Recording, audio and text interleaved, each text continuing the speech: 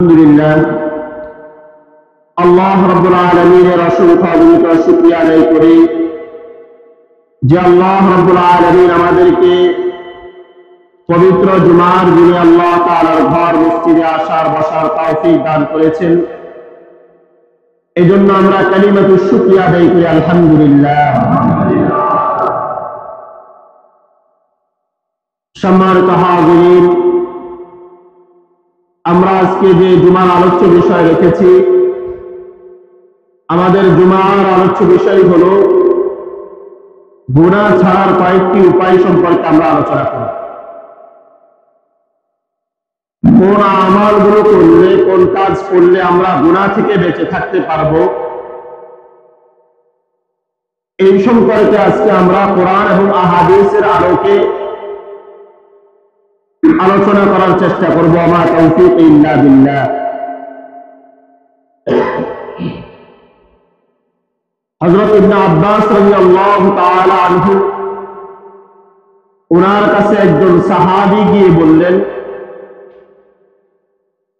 যে, হে ইবনে আব্বাস, আইয়ুহুমা আহাব্বু ইলাইক, ইবনে আব্বাস, আপনার কাছে কোন ব্যক্তি সবচেয়ে বেশি প্রিয়?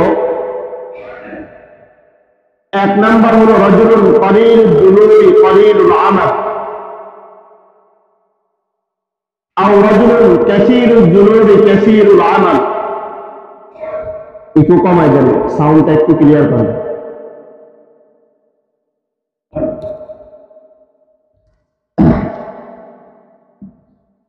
ইবনে আব্বাস রাদিয়াল্লাহু তাআলা আনহুর কাছে যাওয়ার পরে জিজ্ঞাসা করলেন যে, আপনার কাছে দুইজন ব্যক্তির বর্ণনা দেওয়া হয়েছে, কোন ব্যক্তি আপনার কাছে বেশি প্রিয়?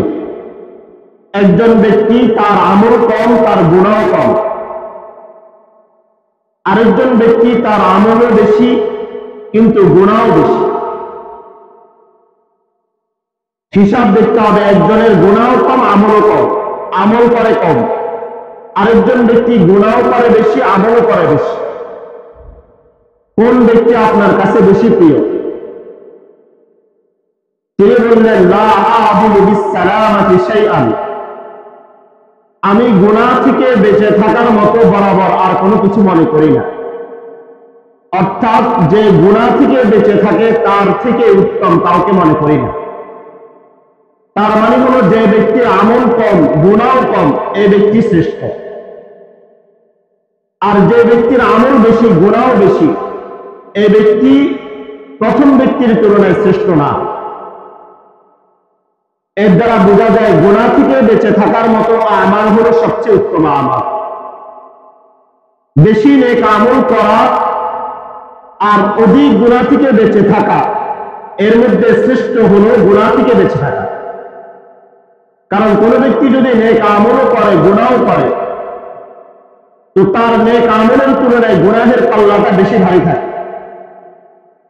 পক্ষান্তরে যার গুনাহ কম কিন্তু আমলও কম, গুনাহ থেকে সবসময় বেঁচে থাকার চেষ্টা করে, ইবনে আব্বাস বলেন ওই ব্যক্তিটা আমার কাছে বেশি প্রিয়। এজন্য গুনাহের ক্ষতি মানুষকে সবসময় বিভ্রান্ত করে। গুনাহের কারণে মানুষের ঈমান নষ্ট হয়ে যায়, গুনাহের কারণে মানুষের আমাল নষ্ট হয়ে যায়, মানুষের বর্তমান এবং ভবিষ্যৎ নষ্ট হয়ে যায়।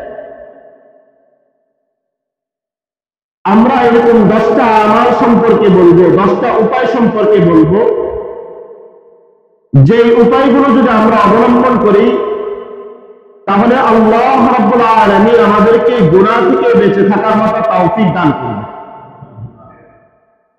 এক নাম্বার হলো ঈমানের উপর মজবুতি রাখা। ঈমান আনয়ন করার পরে যে ঈমান আমরা আনলাম, ওই ঈমানের উপর অটল অবিচল থাকা। মুমিন ব্যক্তি যখন তার ঈমানের কথা চিন্তা করবে, তখন স্বাভাবিকভাবে তার থেকে গুনাহ হওয়ার কোনো সম্ভাবনা নেই। এজন্য মুহাদ্দিসিনে কেরাম, উলামায়ে কেরামগণ বলেছেন, যদি কোনো ব্যক্তি গুনাহ থেকে বেঁচে থাকতে চায় তাহলে সে যেন তার ঈমানকে মজবুত করে। যার ঈমান যত দুর্বল, সে গুনাহের মধ্যে তত বেশি নিমজ্জিত হয়। কোরআনে কারীমের সূরা হামিম আস-সিজদা আল্লাহ রাব্বুল আলামিন বলেন, ইন্নাল্লাযীনা ক্বালু রাব্বুনাল্লাহ সুম্মা ইসতাকামু তাতানাজ্জালু আলাইহিমুল মালায়েকা আল্লা তাখাফু ওয়া লা তাহজানু ওয়া আবশিরু বিল জান্নাতি আল্লাতী কুনতুম তুআদুন। আল্লাহ রাব্বুল আলামিন বলেন, যারা বলে রাব্বুনাল্লাহ, আমাদের রব একমাত্র আল্লাহ তাআলা, আল্লাহ তাআলাকে রব হিসাবে মানার পরে সে ঈমানের উপর অটল অবিচল থাকে। আল্লাহ রাব্বুল আলামিন বলেন, তাতানাজ্জালু আলাইহিমুল মালায়েকাতু আল্লা তাখাফু ওয়া লা তাহজানু, যে বলে আমাদের রব আল্লাহ তাআলা, যে ঈমান আনয়ন করার পরে ঈমানের উপর অটল অবিচল থাকে, ওই ব্যক্তিকে আল্লাহ তাআলার ফেরেশতারা এসে বলে, আল্লাহ তাখাফু ওয়া লা তাহজানু, তোমাদের কোনো ভয় নাই, তোমাদের কোনো পেরেশানি নাই, তোমরা জান্নাতের সুসংবাদ গ্রহণ করো। এই আয়াত দ্বারা বোঝা যায় যে আল্লাহ তাআলার প্রতি, আল্লাহ তাআলাকে রব হিসাবে মানার পরে এরপর ঈমানের উপর অটল অবিচল থাকলে আল্লাহ তাআলার ফেরেশতারা তাকে সুসংবাদ দেয় যে তার কোনো ভয় নাই এবং তার জন্য জান্নাত। মুসলিম শরীফের হাদিসের মধ্যে হযরত আবু আমরা সুফিয়ান ইবনে আব্দুল্লাহ রাদিয়াল্লাহু তাআলা আনহু তিনি আল্লাহ রাসূল সাল্লাল্লাহু আলাইহি ওয়াসাল্লামের কাছে গিয়ে বললেন, ইয়া রাসূলুল্লাহ, কুল লি ফিল ইসলামি কাওলান লা আসআলু আনহু আহাদান গায়র। রাসূল, আমাকে আপনি এমন একটা কথা বলে দেন যে কথাটা আপনার পরে আমি আর কাউকে জিজ্ঞেস করার প্রয়োজন হবে না। ইসলামের কোন গুরুত্বপূর্ণ কথা আমাকে বলে দেন যে কথা আপনি ছাড়া কাউকে জিজ্ঞেস করার প্রয়োজন হবে না। তখন নবীজি বললেন, হে আমার সাহাবী সুফিয়ান ইবনে আব্দুল্লাহ, তুমি বলো কুল আমানতু বিল্লাহ ফাস্তাকিম, তুমি বলো আমি ঈমান আনয়ন করলাম, আর এরপর ঈমানের উপর অটল অবিচল থাকে। তো কোন ব্যক্তি যদি ঈমানের উপর অটল অবিচল থাকে তাহলে আল্লাহ তাআলা তাকে গুনাহ থেকে বেঁচে থাকার মাধ্যম তৈরি করে দেন। তো গুনাহ থেকে বেঁচে থাকার প্রথম উপায় হলো ঈমানের উপর অটল অবিচল থাকা। যে ঈমান আনয়ন করলাম ওই ঈমানকে সর্বদা মজবুতের সাথে দেওয়া।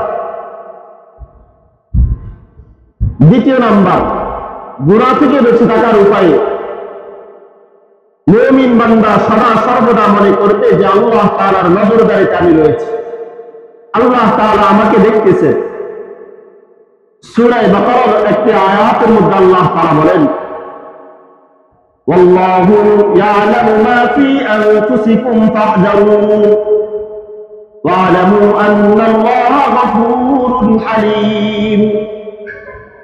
আল্লাহ রাব্বুল আলামিন বলেন, হে আমার দুনিয়ার মুমিন বান্দারা, ইয়ালামু, তোমরা জেনে রাখো, আল্লাহ ইয়ালামু মা ফি আনফুসিকুম ফাহযারুন, আল্লাহ রাব্বুল আলামিন তোমাদের অন্তরের অবস্থাও জানেন। তোমরা অন্তরে যা কিছু চিন্তা করো, যা কিছু কল্পনা করো, আল্লাহ তাআলা সব কিছু জানেন।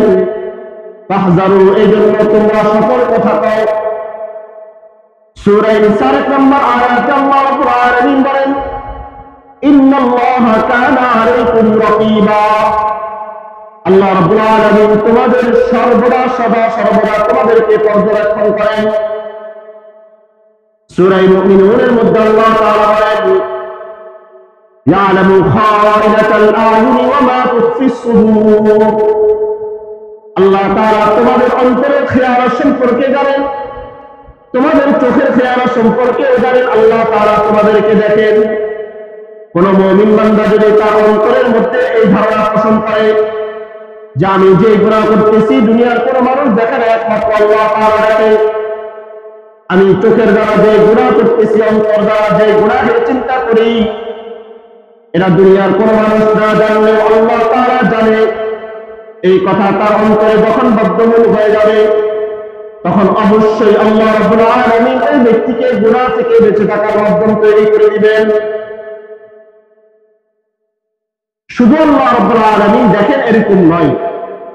আল্লাহ রাব্বুল আলামিন বলেন বান্দা দুনিয়াতে যত আমাল করে এই সমস্ত আমালগুলো যদি জাররা পরিমাণ হয়, অণু পরিমাণ হয়, সামান্য পরিমাণ হয়, আমি আল্লাহ রাব্বুল আলামিন ওই অণু পরিমাণ গুনাহগুলোকেও কাল কিয়ামতের দিবসে মিজানের পাল্লার মধ্যে ওজন করব। সূরা কারিআর ৭-৮ নম্বর আয়াত আল্লাহ তাআলা বলেন فمن يعمل مثقال ذرة خيرا يره ومن يعمل مثقال ذرة شرا يره। রব্বুল আলামিন বলেন তো বান্দা যদি কোনো পরিমাণ নেক আমল করে আমি আল্লাহ রাব্বুল আলামিন কিয়ামতের দিবসে ওই নেক আমলগুলোকে দায়িত্ব আল্লাহর মধ্যে রাখবো। আর কেউ যদি মন্দ কাজ করে ওটা যদি সামান্য পরিমাণ হয়, সরিষার দানা পরিমাণ হয়, এটাও আমি আল্লাহ রাব্বুল আলামিন আমার দায়িত্ব আল্লাহর মধ্যে ওজন করব। কোন মুমিন বান্দার অন্তরে যদি সদা সর্বদা এই ধারণা থাকে যে আমি যে গুনাহ করি অবশ্যই আল্লাহ তাআলা দেখেন, তখন আল্লাহ রাব্বুল আলামিনের এই ধারণা তার অন্তরের প্রতি, তার অন্তরে আল্লাহ তাআলা এই ধারণা থাকার কারণে আল্লাহ রাব্বুল আলামিন তাকে গুনাহ থেকে বেঁচে থাকার মাধ্যম তৈরি করে দিবেন। তৃতীয় নাম্বার, গুনাহ থেকে বেঁচে থাকার উপায় হলো প্রত্যেকদিন নিজের আমাল সম্পর্কে হিসাব নিকাশ করা। প্রতিদিন রাতে অথবা দিনে অথবা যে কোনো সময়ে অল্প কিছু সময়ের জন্য হলেও তার আমলগুলো নিয়ে চিন্তা করা যে আমি সারাদিন কয়টা গুনাহ করলাম, কয়টা নেক আমল করলাম, আমার মুখ দ্বারা আমি কয়টা মিথ্যা কথা বললাম, আমার মুখ দ্বারা আমি কয়টা সত্য কথা বললাম। এটা হিসাব নিকাশ করে বান্দা যদি প্রত্যেক দিন করে তাহলে অবশ্যই আল্লাহ তাআলা তাকে গুনাহ থেকে বেঁচে থাকার মাধ্যম তৈরি করে দিবেন, তথা তার অন্তরে সদা সর্বদা এটা থাকবে যে আমি গতকালকে গুনাহ বেশি করছি, আজকে আমি নেক আমলটা বেশি করব। আল্লাহ রাব্বুল আলামিন সূরা হাশরের 18 এবং 19 নম্বর আয়াতে বলেন ইয়া আইয়ুহাল্লাযীনা আমানু তাকুল্লাহ, হে ঈমানদাররা তোমরা আল্লাহ তাআলাকে ভয় করো, ওয়াল তানজুর নাফসুম মা কদ্দামাত লিগাদিন ওয়াত্তাকুল্লাহ, এবং তোমরা প্রতিদিন ভেবে চিন্তে দেখো মা কদ্দামাত লিগাদ, আগামীকালকের জন্য তথা পরকালের জন্য তুমি কোন আমল করেছো, পরকালের জন্য তোমার কোন পাথেয় তুমি তৈরি করেছো। কোন বান্দা যদি প্রত্যেক দিন এটা চিন্তা করে, আল্লাহ রাব্বুল আলামিন বলেন আল্লাহ তাআলাকে ভয় করো এবং দৈনন্দিন জীবনে হিসাব নিকাশ করো যে তুমি আগামীকালকের জন্য পরকালের জন্য তোমার কি পাথেয় অর্জন করেছো। ইন্নাল্লাহা খাবীরুম বিমা তা'মালুন, তোমরা যা করো আল্লাহ তাআলা তা জানেন। কারণ কোন বান্দার যদি অন্তরের মধ্যে ধারণা হয়ে যায় যে আল্লাহ তাআলার কাছে সমস্ত কিছুর হিসাব নিকাশ দিতে হবে এবং আল্লাহ রাব্বুল আলামিন আমাদের প্রত্যেকটা নেক আমল বদ আমল সম্পর্কে জিজ্ঞাসা করবেন, তখন অবশ্যই তার কাছে গুনাহ করতে গেলে তার মনে হবে যে আমাকে আল্লাহ তাআলার কাছে হিসাব দিতে হবে। বুখারী শরীফের হাদিসের মধ্যে আল্লাহ রাসূল সাল্লাল্লাহু আলাইহি ওয়াসাল্লাম বলেন 5টা জিনিস এমন আছে যে 5টা জিনিসের হিসাব দেওয়া ছাড়া কিয়ামতের ময়দানে আল্লাহ রাব্বুল আলামিন ওই মুমিন বান্দার পা জমিনের মধ্যে কিয়ামতের ময়দানে তার পা যেখানে থাকবে ওখান থেকে ওই 5টা প্রশ্নের উত্তর দেওয়া ছাড়া সে ওখান থেকে পা সরাতে পারবে। অবশ্যই প্রত্যেকটা মুমিন বান্দাকে 5টা প্রশ্নের উত্তর দিতে হবে। عن ابن مسعود رضي الله تعالى عنه قال قال رسول الله صلى الله عليه وسلم لا تزال قدم ابن آدم يوم القيامة حتى يسأل عن 5। নবীজি বলেন কিয়ামতের ময়দানে 5টা প্রশ্নের উত্তর দেওয়া ছাড়া কোনো মুমিন বান্দা জান্নাতে যেতে পারবে না। 1 নাম্বার আন উমরিহি ফিমা আফনা, 1 নাম্বার আল্লাহ তাআলা তাকে যে দীর্ঘ হায়াত দিয়েছেন 60-70 বছরের হায়াত, ওই 60-70 বছরের হায়াতকে সে দুনিয়ার কোথায় কোথায় ব্যয় করেছে, কিভাবে তার এই জীবনকে সে ব্যয় করেছে। দ্বিতীয় নম্বর, ওয়ান শাবাবিহি ফিমা আফনা, যে যৌবন আল্লাহ রাব্বুল আলামিন তাকে দান করেছেন, ওই যৌবনকে সে কোথায় খরচ করেছে? হালাল পথে খরচ করেছে নাকি হারাম পথে খরচ করেছে? এই প্রশ্নের উত্তর আল্লাহ রাব্বুল আলামিনের কাছে কিয়ামতের দিবসে দেওয়া ছাড়া কোনো মুমিন জান্নাতে যেতে পারবে না। তৃতীয় নম্বর, ওয়া মালিহি মিন আইনা ইকতাসাবাহু, সে কোথায় থেকে মাল উপার্জন করেছে। চতুর্থ নম্বর, ওয়া ফিমা আনফাকাহু, তার সম্পদ কিভাবে উপার্জন করলো আর কিভাবে খরচ করলো। এই দুই প্রশ্নের উত্তর দিতে হবে। ওয়া মাযা আমিলা ফিমা আমিলা, সে যা কিছু জেনেছে কতটুকু আমাল করেছে।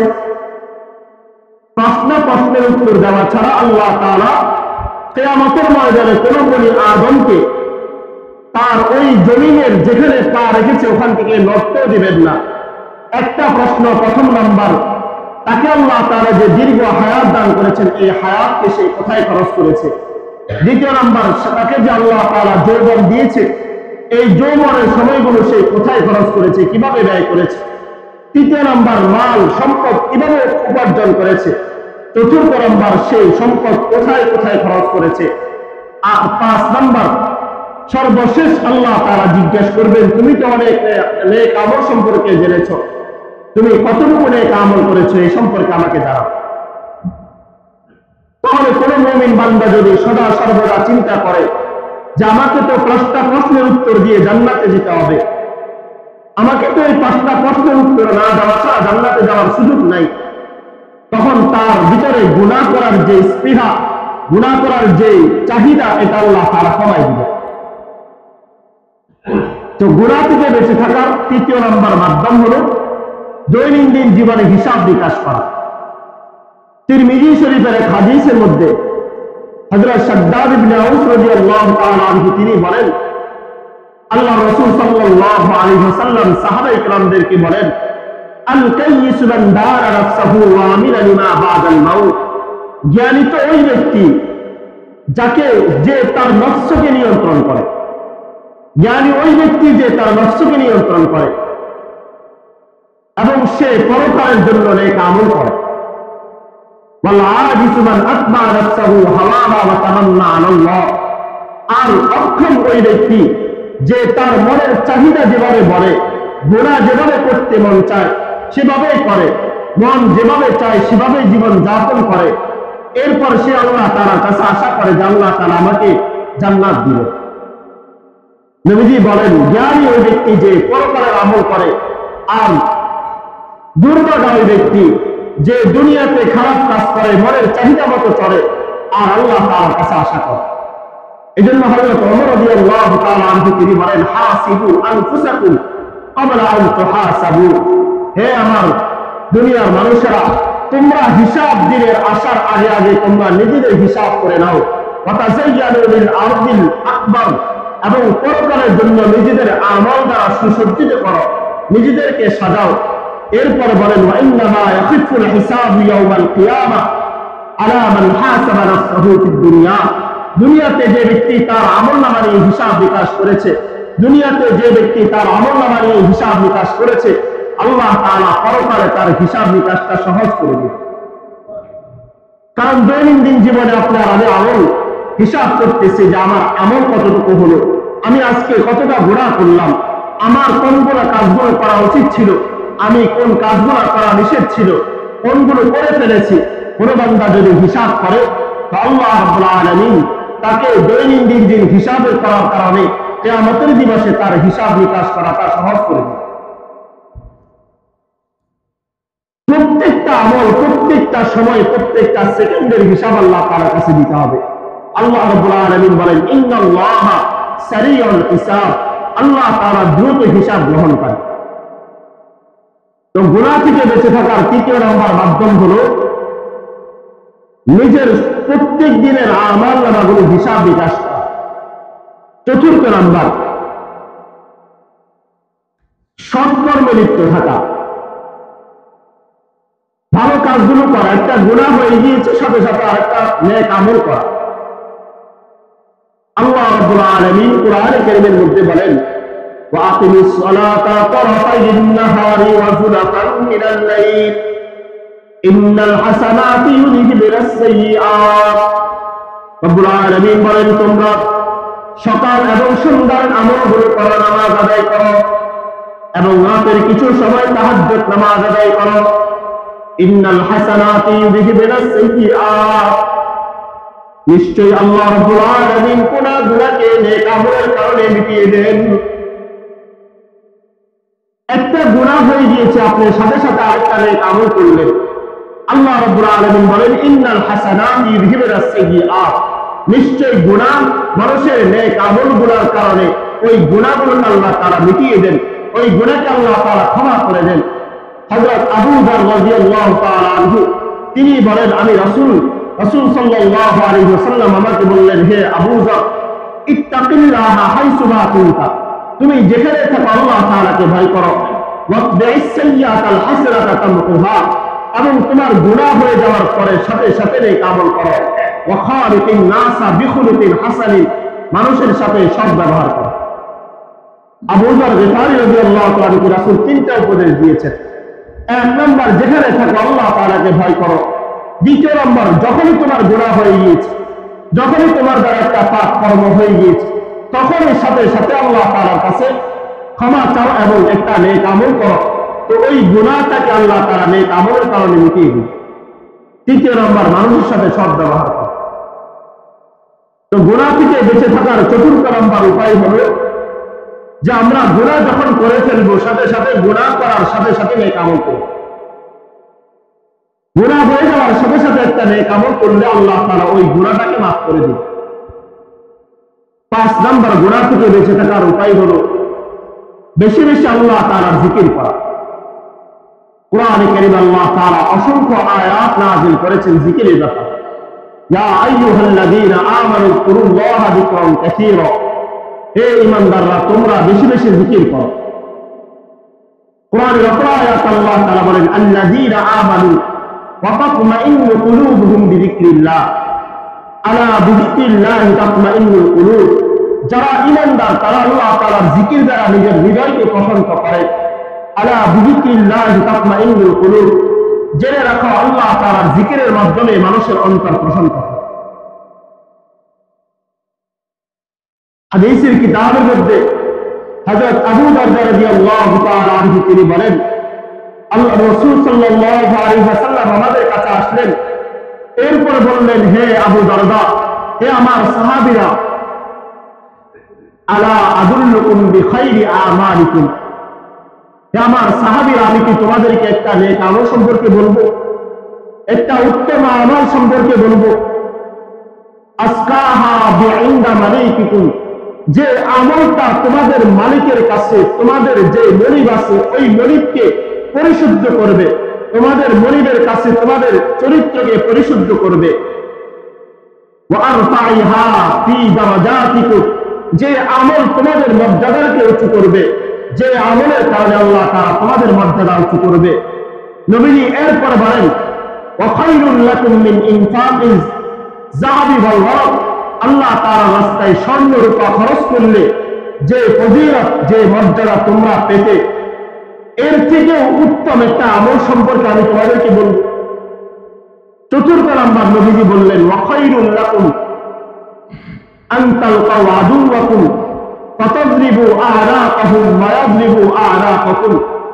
চতুর্থ নাম্বার, আমি তো তোমাদেরকে একটা আমল বলবো, যে আমলটা করলে তোমরা তোমাদের শত্রুর সাথে যুদ্ধ করলে, লড়াই করলে, জিহাদ করলে যে পরিমাণ সওয়াব পেতে, এর থেকে বেশি সওয়াব পাবে।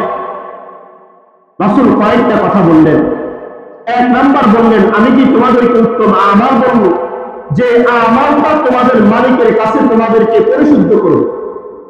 দ্বিতীয় নাম্বার, তোমাদের মর্যাদাকে উঁচু করবে। তৃতীয় নাম্বার, স্বর্ণ মুদ্রা খরচ করার থেকেও বেশি ফজিলতপূর্ণ। চতুর্থ নাম্বার, যে আমল করলে আল্লাহ তাআলার রাস্তায় জিহাদ করার চাইতে বেশি ফজিলত। সাহাবায়ে কেরাম বললেন, ইয়া রাসূলুল্লাহ, অবশ্যই আপনি আমাদেরকে বললেন। আপনি আমাদেরকে বলেন ওই আমলটা কি? তখন নবীজি বললেন, জিকরুল্লাহ, বেশি বেশি আল্লাহ তাআলার জিকির কর।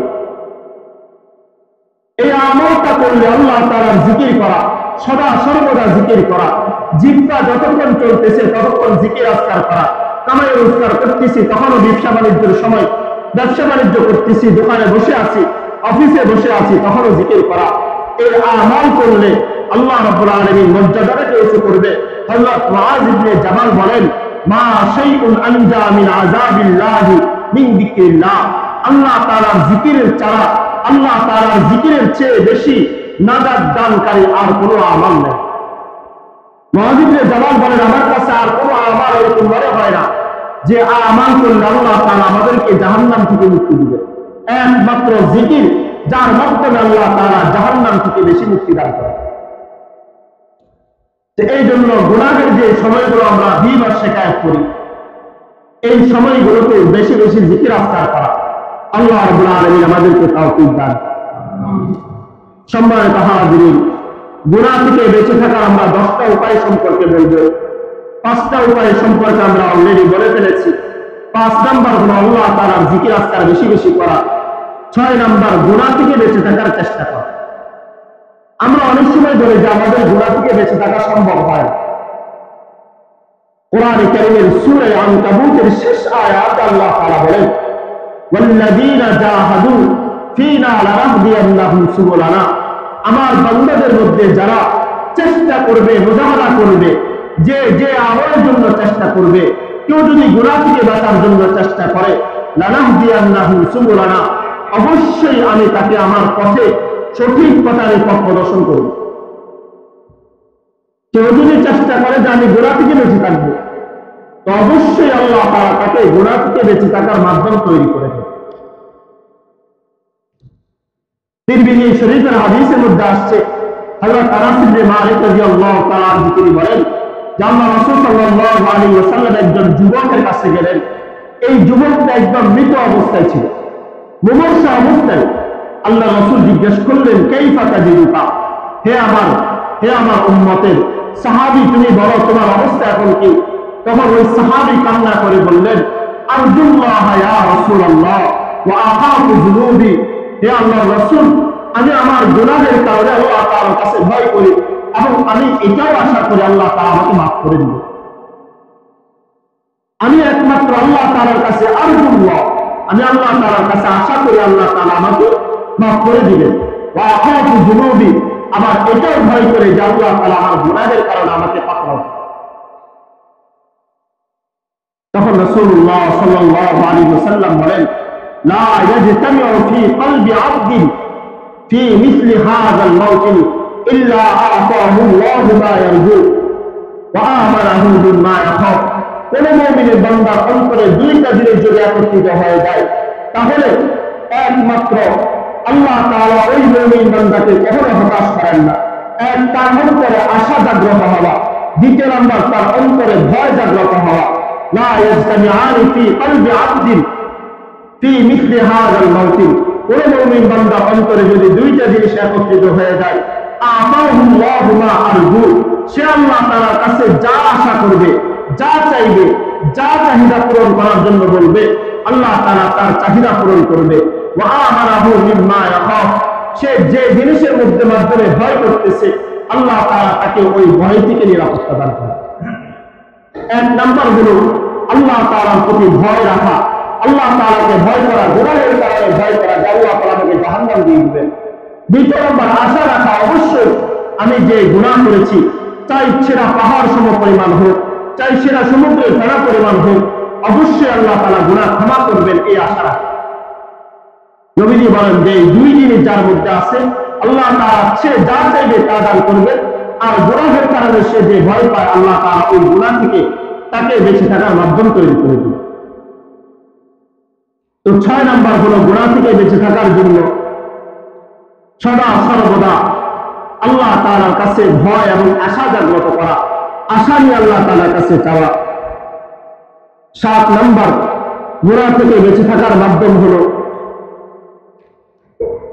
কোরআন অনুযায়ী জীবন পরিচালনা করা, নিজের জীবনে কোরআনকে বাস্তবায়ন করা।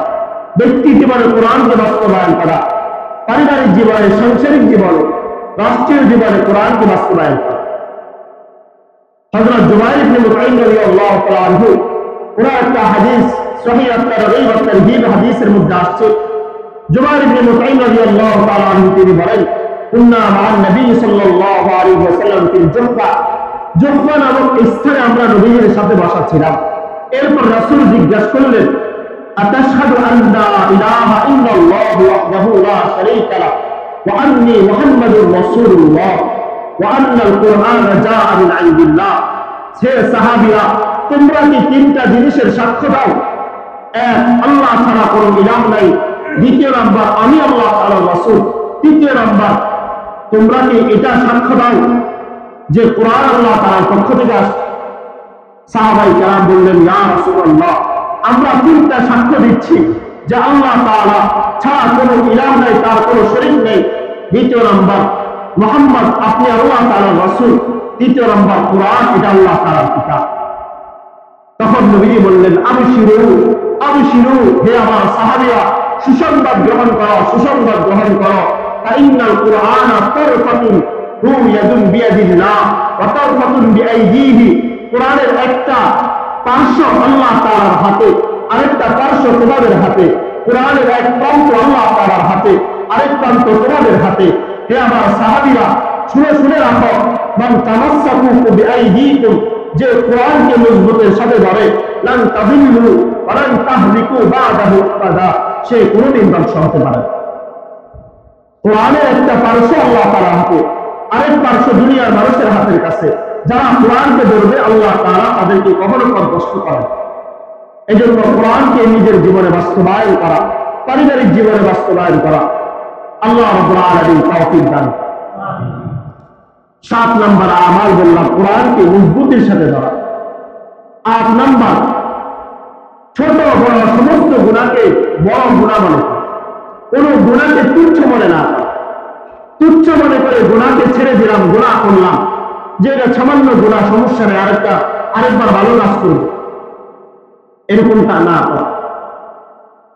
সহিহ at-তারগীব ওয়া তারহীব হাদিসের মধ্যে হযরত সাহাল ইবনে সাদ রাদিয়াল্লাহু তাআলা আনহু তিনি বলেন, আল্লাহ রাসূল সাল্লাল্লাহু আলাইহি ওয়াসাল্লাম সাহাবায়ে কেরামদেরকে উদ্দেশ্য করে বলেন, ইয়াকুম ওয়া মুহাক্কারাতিজ যুনুব, হে আমার সাহাবীরা, তোমরা ছোট ছোট একদম তুচ্ছ তুচ্ছ গুনাহ থেকে বেঁচে থাকো, একদম নগণ্য গুনাহ থেকে বেঁচে থাকো।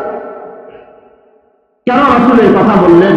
আল্লাহ রাসূল বললেন, কাকাউমিন নাযালু ফি বাতনি ওয়াদি, যারা ছোট ছোট গুনাহ থেকে বেঁচে থাকে তাদের দৃষ্টান্ত হলো যে কয়েকজন মানুষ একসাথে একটা জায়গায় গেল, এরপর একটা মাঠে বসলো,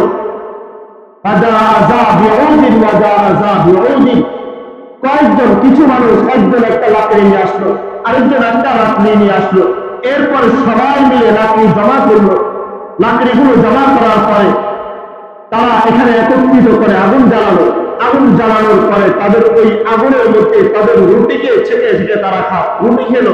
আল্লাহ রাসূল বলেন, এই যারা ছোট ছোট গুনাহ থেকে বেঁচে থাকে তাদের দৃষ্টান্ত হলো এমন যে কোন ব্যক্তি যখন গুনাহ করে, ছোট ছোট গুনাহ সে তুচ্ছ মনে করে করা শুরু করলো, করতে করতে এক পর্যায়ে এই লাকড়ি যেরকম একত্রিত করার পরে স্তূপ হয়ে যায়, ঠিক তদ্রুপ কোনো বান্দা যদি গুনাহ করে তো ছোট ছোট গুনাহগুলো করতে করতে একটা সময় এরকম জমা হয়ে যায়।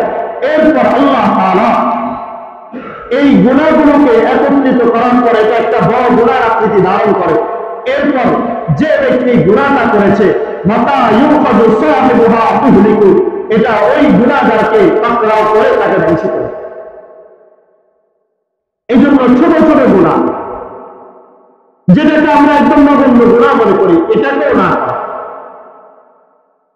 মিশকাত শরীফের হাদিসের মধ্যে আল্লাহ রাসূল হযরত আয়েশা সিদ্দিকাকে বলেন, হে আয়েশা, ইয়াকি ওয়া মুহাক্কারাতিজ যুনুব, হে আয়েশা, তুমি যে ছোট ছোট গুনাহগুলো করো এটা থেকে বেঁচে থাকো।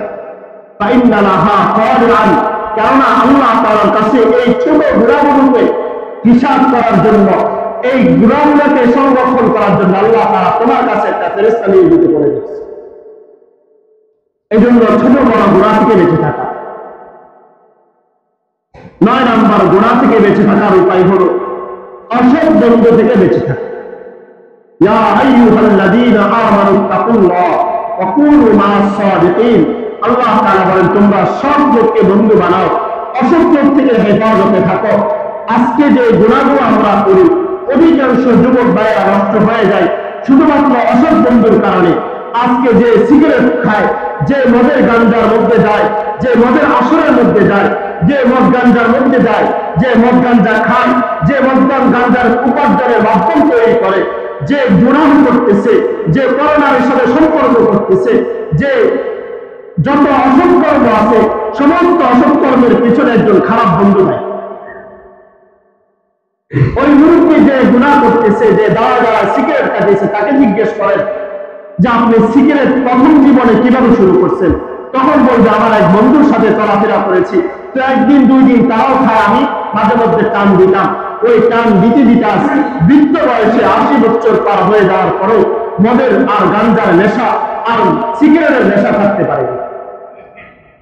গুনাহের যতগুলো মাধ্যম আছে অসৎ বন্ধুর কারণে, অসৎ বন্ধুর কারণে আমাদেরকে আজকে আমাদের যুব সমাজ পুরোটা নষ্ট হয়ে গিয়েছে একমাত্র অসৎ বন্ধুর কারণে। অসৎ বন্ধু যার আছে তার জীবনে আর শত্রুর প্রয়োজন নাই।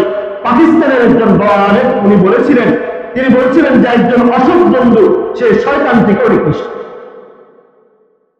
শয়তান আমাদের মনের মধ্যে ওয়াসওয়াসা, শয়তান আমাকে বলে যে নামাজ পড়ার দরকার নেই, শয়তান আমাকে বলে যে এখন গুনাহের এইদিকে রাস্তা আছে, এইদিকে যাও। শয়তান শুধুমাত্র ওয়াসওয়াসা দেয়, শয়তান নিয়ে যাওয়ার মাধ্যম দ্বারা। আল্লাযী ইউওয়াসওয়িসু ফী সুদূরিন নাস, শয়তান মানুষের অন্তরের মধ্যে শুধু ওয়াসওয়াসা দিতে যায়, কিন্তু খারাপ বন্ধু আপনাকে ওয়াসওয়াসাও দিবে, একদম হাত ধরে একদম জাহান্নামের দিকে টেনে নিয়ে। সেই জন্য যে যুবক ভাই যাকে আজকে আপনি বন্ধু মনে করতেছেন, আজকে তার কাছে একই বন্ধু, 2 জন একসাথে পরস্পর বন্ধু, একজন নামাজি বন্ধু, আরেকজন হলো খারাপ বন্ধু, তার সাথে থেকে খারাপ হয়েছে। ওই ব্যক্তির কাছে গিয়ে যদি জিজ্ঞেস করে তোর অমুক বন্ধুটা কেমন, তখন বলে ভাই অমুক ভালো আছে কিন্তু আমি খারাপ, এটা ঠিক আছে, আমার এই বন্ধুর কথা বলবেন না, এটা খারাপ। তুই তো মানুষের কাতারে পড়েন। আজকে যে যুব সমাজ নষ্ট হয়ে যাচ্ছে, আজকে যে আমাদের প্রত্যেকটা এলাকায় প্রত্যেকটা জায়গায় এখন মাদকের এত সাইরাত শুরু হয়েছে। আজকে মাদকের যে আড্ডা হয়, আজকে যে মদ-জুয়া আড্ডা হয়, আজকে যে করোনার হিসেবে পরকিয়া করতে যায়, আজকে যে মদের আসরগুলো জমে, আজকে যে বিভিন্ন ক্লাবগুলোর মধ্যে ছেলেমেয়েরা যায়, বেশিরভাগ জায়গায় কেউ যায় একা একা যেতে পারে না, সামনে তার একজন বন্ধু তাকে শিক্ষা দেয়, তার পরস্পর বন্ধু তাকে বলে যে অমুক জায়গায় অমুক কাজ চলে, তুই আমার সাথে একদিন চল। এভাবে একদিন 2 দিন যেতে যেতে পুরা সমাজ আজকে নষ্ট হয়ে গিয়েছে। আজকে আপনার ছেলেকে আপনি ঘরে রাখতে পারেন না, আপনার মেয়েটাকে ঘরে রাখতে পারেন না, কারণ তাকে খারাপ দিকে নিয়ে যাওয়ার একমাত্র সবচেয়ে বড় সঙ্গী হল তার বন্ধু। এই জন্য নবী সাল্লাল্লাহু আলাইহি ওয়াসাল্লাম আবু দাউদ শরীফ হাদিসের মধ্যে বলেন, লা তুসাহিব ইল্লা মুমিনান ওয়া লা ইয়াকুল তুআমাকা ইল্লা তাকিয়ুন। তোমরা যদি বন্ধু বানাও তাহলে মুমিন বান্দাকে বন্ধু বানাও, একজন সৎ লোকের সাথে বন্ধু বানাও, কারণ খারাপ বন্ধু এটা শয়তান থেকে নিকৃষ্ট। খারাপ বন্ধু আপনাকে খারাপ কাজে নিয়ে যাবে। যখন আপনার চরিত্র খারাপ হয়ে যাবে, আপনার অভ্যাস খারাপ হয়ে যাবে, তখন দেখবেন সে ভালো হয়ে গেছে। এই জন্য গুনাহ থেকে বেঁচে থাকার 9 নাম্বার উপায় হলো খারাপ বন্ধু থেকে দূরে থাকা। সর্বশেষ গুনাহ থেকে বেঁচে থাকার উপায় হলো আল্লাহ তাআলার কাছে বেশি বেশি দোয়া করা। আল্লাহ রাব্বুল আলামিন বলেন, উদউনি আস্তাজিব লাকুম ওয়া ইযা সাআলাকা ইবাদি আন্নী ফাইন্নী করিব। হে নবী, আপনাকে যখন আমার বান্দারা জিজ্ঞেস করে যে আমি আল্লাহ তাআলা কোথায়, আপনি বলেন ফাইন্নী করিব, আমি তাদের নিকটবর্তী। উজিবু দাওয়াতাদ দাঈ ইযা দাআন, যখন তারা আমাকে ডাকে তখন আমি আল্লাহ তাআলা তাদের ডাকে সাড়া দিই। এজন্য বুখারী শরীফের হাদিসের মধ্যে আছে যে আল্লাহ রাব্বুল আলামিন প্রতিদিন রাতে প্রথম আসমানে চলে আসেন, এরপর মুমিন বান্দাদেরকে ডাকেন, জালাহুল মুস্তাগফিরিন ফাস্তাগফির লাহু, কে আছে আমার কাছে ক্ষমা চাইবে, আলা মিন মুস্তাগফিরিন আলা মিন মুস্তাগফির, কোন ব্যক্তি আছে অসুস্থ আমার কাছে সেবা চাইবে, আমি সেবা দান করব। কোন ব্যক্তি এমন আছে যে গুনাহ করেছে আমার কাছে ক্ষমা চাইবে, আমি গুনাহ থেকে ক্ষমা করব। আল্লাহ রাব্বুল আলামিন কোরআনে কারীমের কয়েকটি আয়াত শিখিয়ে দিয়েছেন। রব্বানা যালামনা আনফুসানা ওয়া ইন লাম তাগফির লানা ওয়া তারহামনা লানাকুনান্না মিনাল খাসিরিন রব্বানা ফাগফির লানা যুনুবানা ওয়া কাফির আন্না সাইয়্যাতিনা। এই দোয়াগুলো বেশি বেশি পড়া।